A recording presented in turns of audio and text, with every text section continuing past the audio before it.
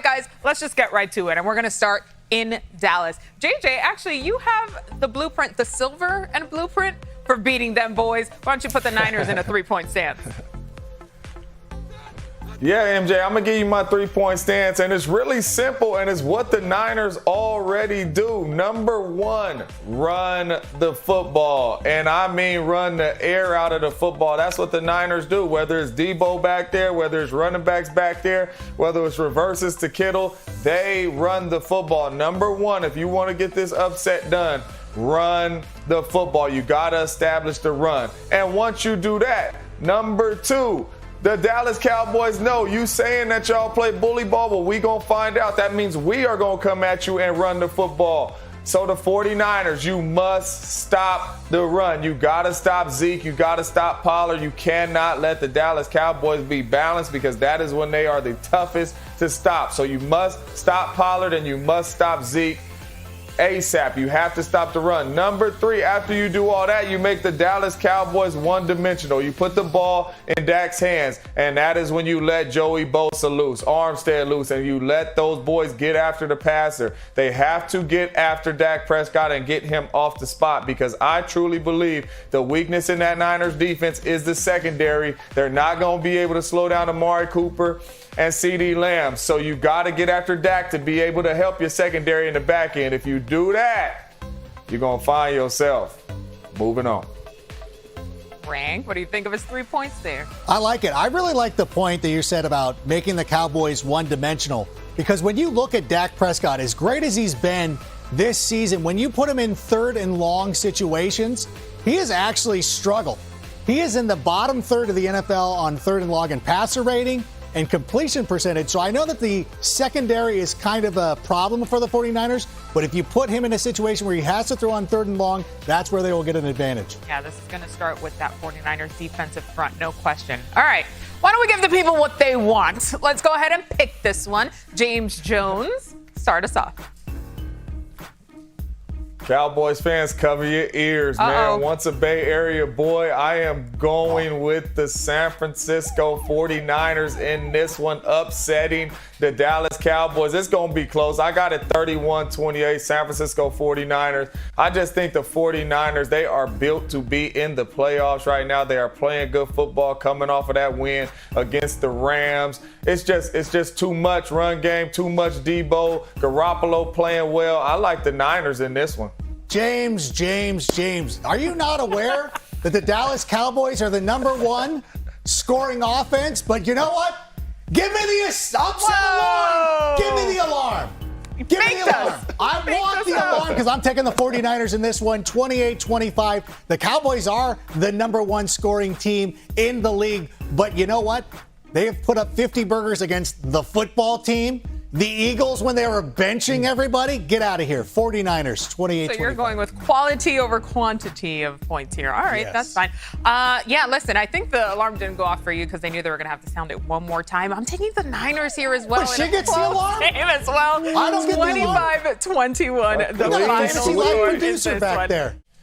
Yeah, let's not move so fast, MJ. I think this is going to be a really good football game. The Philadelphia Eagles, they run the football and they play defense, and that travels. That goes wherever you go. That's Tampa, that's Green Bay, wherever you must go, that travels. And they are doing that at a high level since they've been winning football games. And the Tampa Bay Buccaneers should be scared. I'm scared because for the Tampa Bay Buccaneers because this is not going to be a cakewalk right here. Number one, if they want to get this done, you have to let Gronk beat you. And yes, I'm saying Gronk. Do not let Mike Evans go out here and make explosive plays, have a big game, 13 catches, plus 100+ yards and a couple touchdowns. Make sure you got all eyes on Mike Evans and make sure you let Gronk beat you. Gronk is not putting fear in any defenses right now. So if he beats you, that's fine. Do not let Mike Evans beat you. That's all that's left on the outside for Tom Brady. And I'm telling you right now, this Eagles team is going to run the ball and play defense. If they can do that, they are going to have a chance to win this ball game. I think this is going to be a close game. The defense is great, but what you talk about running the football, Miles Sanders returning, but the biggest key for me is going to be Jalen Hurts. And he needs to come in and really step up and have a superhero-type performance. He leads all quarterbacks in rushing yards, rushing attempts, rushing touchdowns. He has done it all. And he is that type of player who can be a playoff hero. We saw it last year. Tyler Heineke almost pulled off the upset against this team. And if you think of some of the quarterbacks who have knocked off Tom Brady in the playoffs, go back a number of years ago. Mark Sanchez did it. Ryan Tannehill a couple of years ago. And then in the Super Bowl, I'm surprised nobody's talking about this, but Nick Foles and the Eagles beat Tom Brady. You would have thought somebody somewhere would have brought this up at some point this week. So I think that it's up to Jalen Hurts, and I think he has the ability to do it. I think he wants it on his shoulders, too. Like, there's so much hate that he's gotten over the last 2 seasons. He's like, you know what? I got this. Let's go. But let's pick this one. JJ, you said you were scared. Why? I am scared. And listening to Adam over there talk, I think I'm going to switch my pickup right now, man. No, I'm playing. I'm taking Tom Brady and the Tampa Bay Buccaneers in this one. Very, very close, 27-24. I am taking Tom in this one. But I'm telling you, do not say I didn't tell you if the upset happens and the Eagles win this game, because I think it's going to be a very, very good game. I think the Eagles could pull it off. But I got Tom. I think it's going to come down to one throw from Tom Brady, and we all know he's going to make that throw. I got Tampa Bay winning this game 27-24. Well, you heard what I just said about Jalen Hurts and this Eagles team. So my pick is the Tampa Bay Buccaneers. I'm sorry. I don't listen. I gotta still try it. I'm gonna make a pick later with my heart, but for right now, I'm gonna go with my head. I'm gonna say Buccaneers 28-20. A lot closer than that score indicates. I think the Buccaneers will get a late score to kind of push it ahead, but I think that this is going to be a great one. And again, I'm with you, James. Don't underestimate this Eagles team. Yeah, I'm going straight forward with this one as well. I have the Bucs 27-21 in this one, so a little bit more of a gap than you guys. Look, the Eagles have 23 playoff wins in franchise history. Tom Brady alone has 34. Oh, my gosh. His team may be banged up, but we know that there's a reason why he always wins. He finds a way. Mac Jones coming into this one. They played very well last time under these elements, but now we're in the playoffs. James, what does Mac and Cheese need to do to win his playoff debut? It's simple. It is very simple. Do not turn the football over. In the second matchup, he turned the football over twice. They lost the ball game. I know in the first matchup, he only threw the ball 3 times, but he did not turn the football over, and his team won the ball game. If he does not turn the football over, this is the third meeting. Bill Belichick is going to be ready for anything and everything the Buffalo Bills offense is going to bring at him, and they're going to have their little tweaks on their offensive end. If Mac and Cheese can step up in the pocket, deliver some passes, and not make the mistakes of turning the football over, the Buffalo Bills are going to have a chance to walk out of this stadium winners if he does not turn the football over. That is the key to this ball game, especially on the road and especially in the playoffs, MJ. And Mac Jones is the first rookie quarterback to start for the Patriots in club history. The thing is, the bad news, rookie quarterbacks are 0-3 when they go up against a defense that is number 1 in total defense and number 1 in scoring defense. As a matter of fact, the Bills are also number 1 in pass defense. So it's going to be a tough challenge for him. And by the way, any team of the last 8 teams to lead the NFL in all 3 of those categories since 1990, 4 of those teams have gone to the Super Bowl. So for me, I think the Bills just need to lean on that defense. Make Mac Jones beat you. Don't let Damian Harris get loose. Don't let Stevenson get loose. Go out there, let it be Mac Jones. Make him prove it and prove that he is the guy who can beat you. All right. You know what the order of business is. James, who wins this one? You know, I was once a 6 seed, coming into the playoffs, and I ended up hosting up that Lombardi trophy. So with that being said, I am taking the Patriots in this one right here.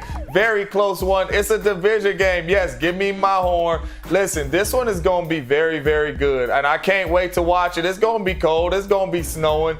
But this is the third time that you are seeing a division opponent this season. This is going to be a big-time game. But I have the Patriots winning this one and moving on as the 6th seed, man, and still living on to fight another day for next week. But I like the Patriots in this one, Bill Belichick. I just don't think you give Bill Belichick 3 chances to beat you, and he doesn't get this one done. Fair point. I will say, though, that Josh Allen is not Caleb Haney, so they got that going for him.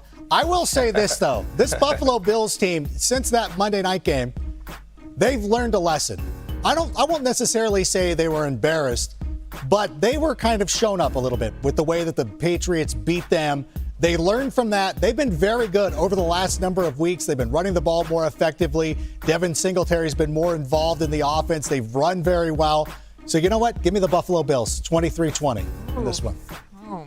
All right. You know how I had this back and forth with the Bills all season long? Yes. I'm taking the Bills. 27-25. Really, really, really close game. Listen, Josh Allen, we had our moment, but it's all right. Here's your chance. 2-0 at home in the playoffs last year. Lost, of course, in the AFC Championship game. Playoff redemption starts now for you. I mean, you're talking about T.J. Watt. You're talking about a unanimous All-Pro selection. So he's going to get there. He's going to cause some havoc. But this is a different Patrick Mahomes than early in the season. Early in the season, and I got some tape to show you, but early in the season, he was forcing the football to Travis Kelce and Tyreek Hill. You can see right here in the Chargers game, getting out of the pocket early.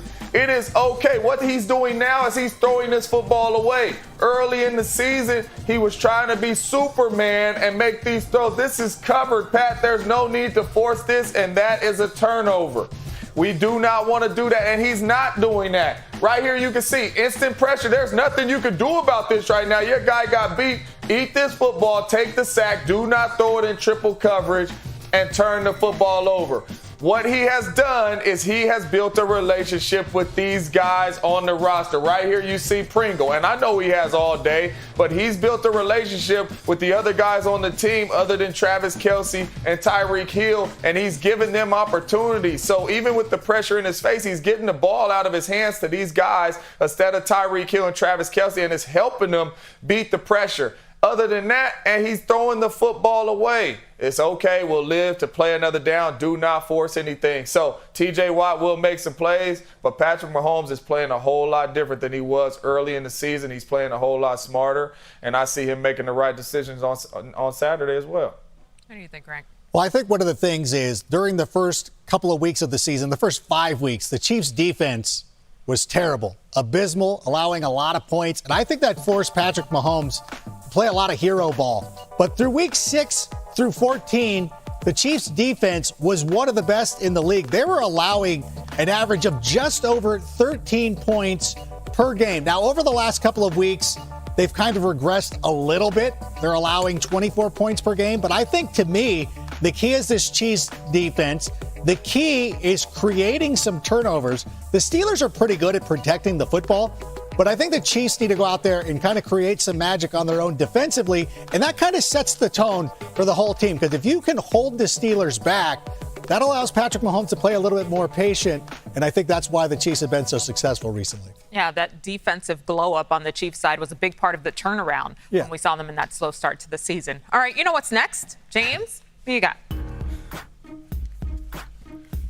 I got Patty Mahomes and the Kansas City Chiefs in this one. I think this is the most clear game of the weekend right here.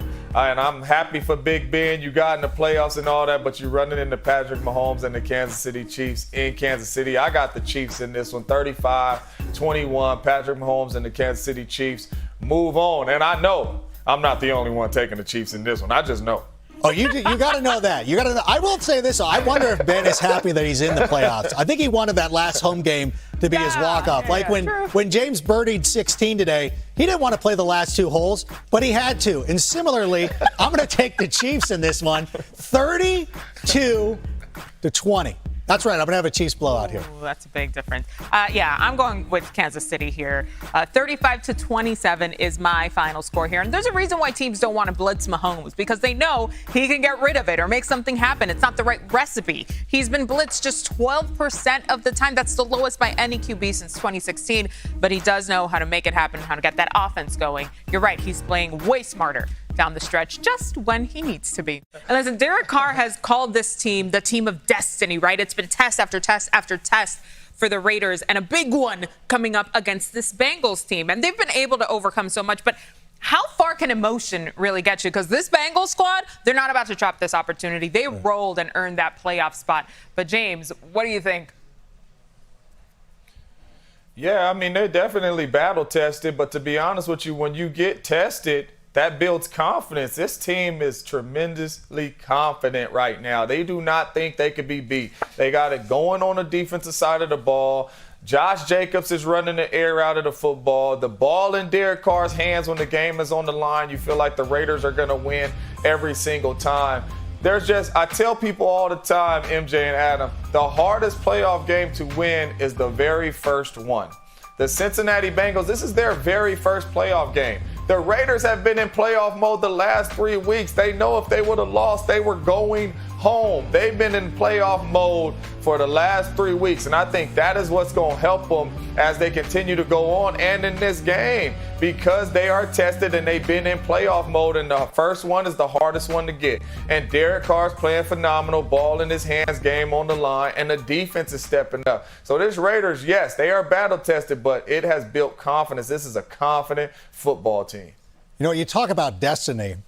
I want to talk about history. Oh. Because on Thursday, it was the anniversary of Bo Jackson's final game. 1991, he suffered an injury against this Cincinnati Bengals team, which I'm assuming is on this play right here when Fuller grabs him by the leg and pulls him down. And since that time, there has been a pox over Cincinnati. The Cincinnati Reds have not won a playoff series. Eric Davis was traded to the LA Dodgers. Mick Cronin left for UCLA. Bob Huggins left for UCLA. 98 Degrees broke up. Nick Lachey got divorced. They changed the noodles at Skyline Chili. WKRP in Cincinnati was pulled off the air, although that might have been before, but whatever. So I say that's the destiny and the history of the Raiders. That's what's the most important thing here. Not 98 degrees. No. 98 degrees. All right, with all of this hyperbole, with all of this context and history, who wins it, James? Well, I mean, I think what Adam just said, there ain't no way you picking the Cincinnati Bengals. I'm going with the Raiders in this one right here. I got them 30-25, and we all know, we keep saying that they battle tested. I feel like they've been in playoff mode for the last 3 weeks. I do believe it's going to come down to the final possession, and whether it's the defense on the field for the Raiders, I think they get the stop. Whether it's the offense on the field, I'm 100% confident that Derek Carr is going to take them down there and get them a field goal, a touchdown, whatever they need. I got Raiders 30-25 in this one. What about you? Are you even looking at me? Mm-hmm. You have to ask me? Of course. Sound the alarm. I'm going with the Raiders. Oh, and by the way, Bengals Twitter, if you think I fear you more than I fear the Carr family, you're mistaken. Raiders 31-30. How about that? All right. Well, I'm taking the Raiders as well. 28-25, the final score.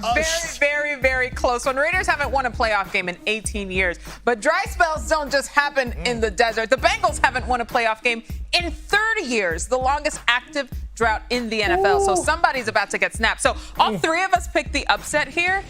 The last time we did this earlier in the show with the Niners, Twitter was not happy with us. Boy. So we got a couple tweets here. Just a lot of laughing emojis. Listen, we know we're here for the smoke. It's fine. Listen. It's our job to pick these games. We got it. Sometimes we hit them, sometimes we don't. Cards-Rams, James. Who wins it?